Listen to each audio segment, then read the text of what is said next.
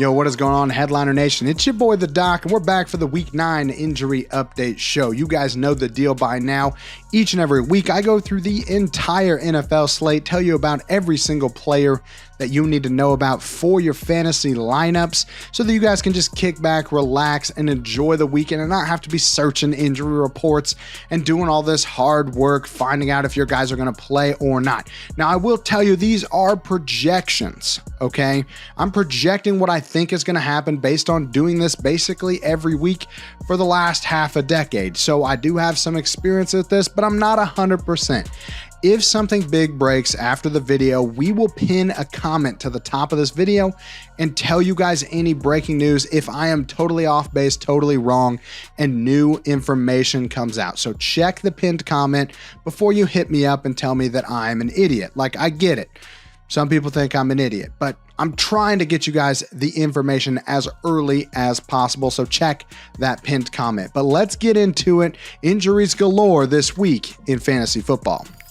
All right, sadly, before we get started, we did have two players whose seasons did end in Week 8 due to injury. First up, we got Kirk Cousins with an Achilles tear, so the quarterback for the Vikings is no more done for the year with that Achilles injury. Did have successful surgery and should be back before next season. Wide receiver Kendrick Bourne has an ACL tear. Tough break for the Patriots. Wide receiver was putting up actually decent numbers. If you were throwing him into deep leagues as a wide receiver 4, he was giving you pretty solid production. So a tough break for Kendrick Bourne as well. Let's hit the emojis in the chat. Pour one out for these guys and their contributions to our fantasy teams. We do have four teams on bye this week: Broncos, Lions, Jags, and Niners. So we're not going to talk about them. We're going to head into Thursday night football. I know it's already happened, but I like to just keep you guys up to date on the injuries that happen on Thursday night. Titans quarterback Ryan Tannehill has a high ankle sprain. He did not play last night. Will Levis getting another start. Derrick Henry was dealing with an ankle injury, and DeAndre Hopkins had a toe issue during this week, but both of those guys ended up playing. As for the Steelers quarterback, Kenny Pickett had a rib contusion. He ended up playing. Defensive tackle Cam Hayward is coming back from groin surgery. Nice to see him back for the Steelers. And then free safety Minkah Fitzpatrick missed last night's game due to a hamstring strain. Let's get into the games that haven't happened yet. Early Sunday slate. First up, we got a Germany matchup early Sunday morning. Dolphins and the Chiefs, both of these teams heading into a bye week next week. So it's going to be a little bit till we see them again.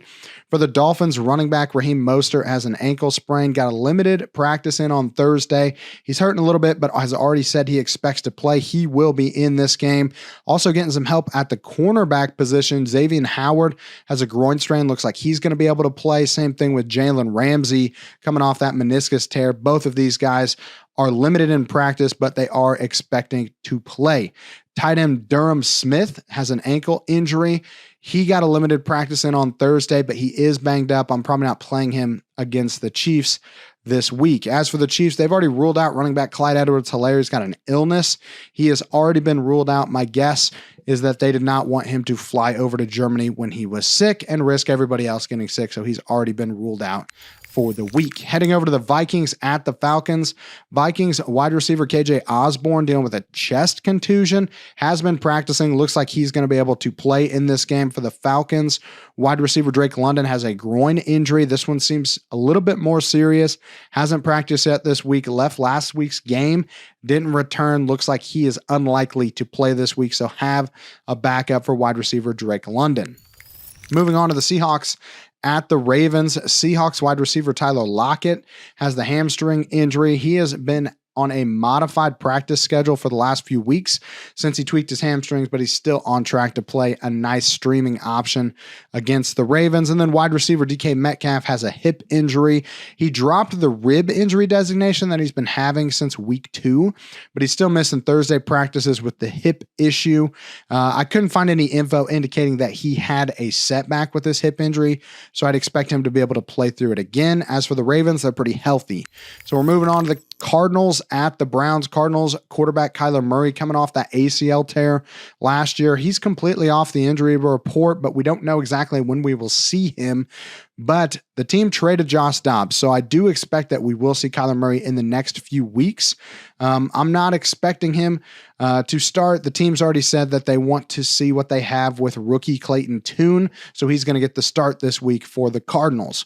Running back Emari DeMarcado, hopefully I said that name right. Haven't had to say this one yet. He has a turf toe injury, hasn't been practicing.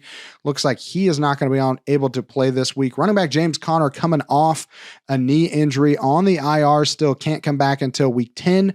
So Keontae Ingram is expected to start against a tough Browns front seven. So probably not a guy that you want to start, but maybe if you're desperate at running back, Keontae Ingram could be a guy that you're looking to play.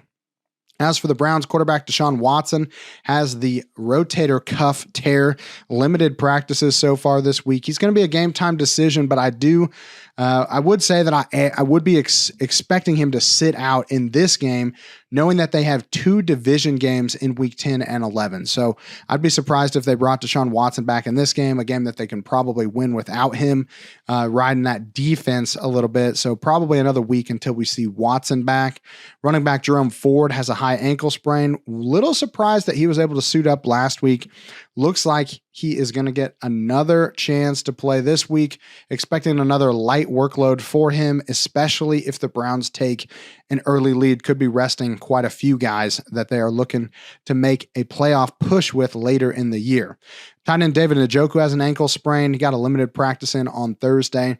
Played his normal snap percentage last week, but picked up this ankle issue. Doesn't really look like something I'm too worried about. I'd expect him to play, but just kind of keep an eye on his practice schedule heading into the weekend. Moving on to the Rams at the Packers. Rams do have a bye week coming up in week 10, so keep an eye on these injuries. Might be some shenanigans going on knowing that bye week is coming up. Quarterback Matthew Stafford, though, has a right thumb UCL sprain. Hasn't practiced yet this week. Does not look like he is going to be able to start. Brett Ripien would be the starter for the Rams. And then wide receiver Puka Nacua has a knee injury. Limited practices so far. Cooled off of his hot start. We'll see if he is quarterback independent from a fantasy perspective, with Matthew Stafford most likely missing this game. As for the Packers, running back Aaron Jones has a hamstring issue that's kept him out for most of the year. Honestly, has not been able to play that well since week 1. We're still talking about it. He's expected to play a risky RB3 for me, and I just need to see a little bit more. I need to see him looking healthy on the field before I can trust him as more than an RB3. And then tight end Luke Musgrave has that high ankle sprain. He's back practicing in a limited capacity. Was able to return last week. Didn't do a whole lot, but he's still streamable.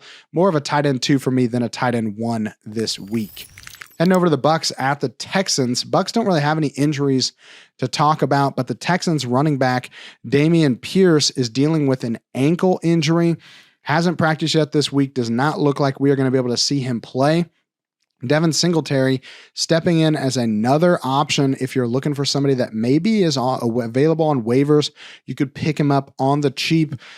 He is a spot starter. Don't love the matchup against the Bucks, but again, if you're desperate for running backs this week, Devin Singletary should be a full-time workload starter this week. And then wide receiver Robert Woods still not practicing with the foot sprain. Don't expect him to return this week for the Texans. Heading over to the Commanders at the Patriots. Commanders wide receiver Curtis Samuel has a toe injury. Hasn't practiced yet this week. Left Sunday's game during the fourth quarter. Never returned. So back-to-back DNPs. Most likely not going to see Curtis Samuel. A nice streaming week this week for Logan Thomas. If you're looking for some help with a guy like George Kittle being out on bye, Logan Thomas could be somebody you could pick up on the cheap and stream for some production at the tight end position. And then Patriots wide receiver Devontae Parker has a concussion, did not practice yet this week. Doesn't look like he's on track to play. Kendrick Bourne is done for the year with the ACL tear, like I mentioned. And Juju Smith-Schuster apparently is no longer good at football. So Pop Douglas looks like an intriguing flyer. Hopefully you got him on your waivers this week. Going forward for the Patriots, I think he is the type of guy that we could see have a big second half of the year with all of these injuries going on with the Patriots wide receivers. They got to throw the ball to somebody. Hey, Hunter Henry, also another good option. I've seen him on a few waivers after a few games of being banged up. So if you're looking for more tight end help, Hunter Henry for the rest of the season. Last game of the early Sunday slate, Bears at the Saints. Bears quarterback Justin Fields has the right thumb dislocation from a few weeks back, hasn't practiced yet. It's still a waiting game for him on when he's going to be strong enough to actually grip and hold on to the football and throw it effectively.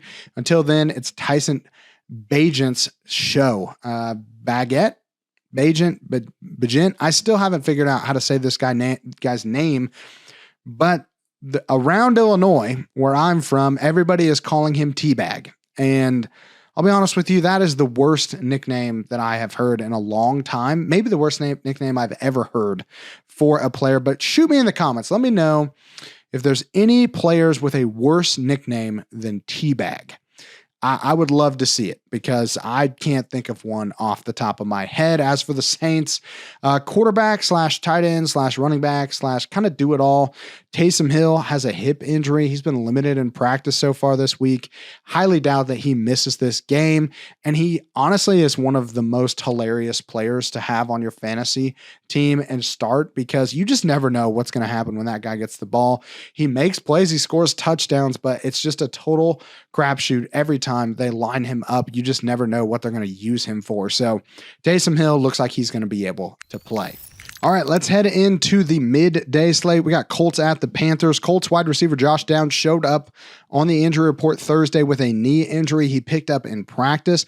Still looks like he's on track to play, but just know he's dealing with something. Keep an eye on it as we head into the weekend. Linebacker Zaire Franklin has a knee sprain, left last week's game, but ultimately was able to return. He's not practicing, but I would expect him to still be able to play in this game. If he were to miss, though, a little bit of a boost for the Panthers run game. Panthers are pretty healthy.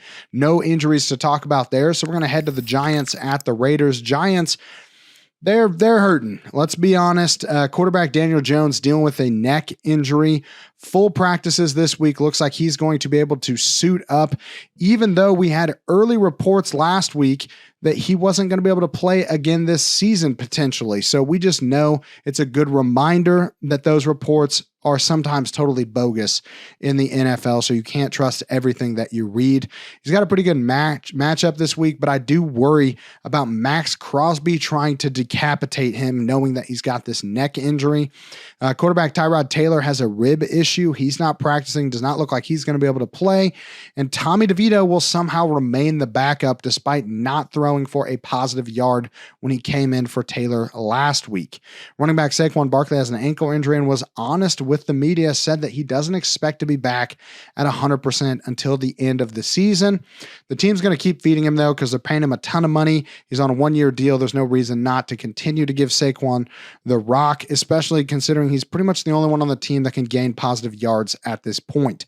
And then tight end Darren Waller, left with a hamstring strain, has not practiced yet this week. Kind of a bummer. He was honest with the media, said he's going to miss a few weeks with this injury. Frustrating for him, frustrating for fantasy gamers, as he was finally starting to find his groove with the Giants offense, was becoming one of the more reliable tight ends that you could play each and every week. Now we're expecting once again him to miss some time with a hamstring injury.